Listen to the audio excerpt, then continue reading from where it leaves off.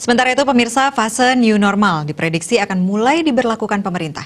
Penerapannya akan dimulai pada Juni mendatang secara bertahap sebagai upaya untuk membuka sektor ekonomi dan menumbuhkan kembali dunia usaha.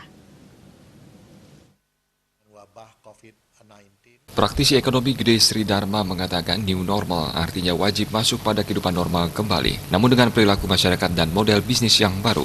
Pada saat new normal, dunia usaha akan berbasis pada digital di tengah menerapkan social distancing dan memperlakukan protokol kesehatan secara ketat seperti pakai masker dan lainnya. Model bisnis pun bergeser ke ranah serba online. Ini pula membuat sektor yang akan tetap hidup pada saat new normal adalah bisnis di sektor yang berbasis pada digital seperti e-commerce.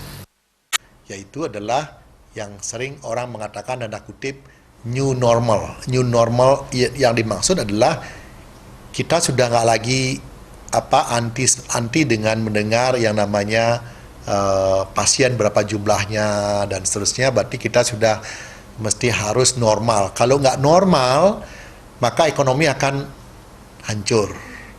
Nah, oleh karena itu kita normalkan sajalah kehidupannya. Perilaku bisnis modelnya atau model bisnisnya pun juga bergeser. Yang biasa bisnisnya yang lama begitu ya, yang tidak menggunakan jarak, sekarang menggunakan jarak. Jarak artinya apa? Kita pasti digital ya yang solusinya gitu. Sehingga automatically online akan menjadi sebuah budaya baru buat seluruh bisnis yang ada.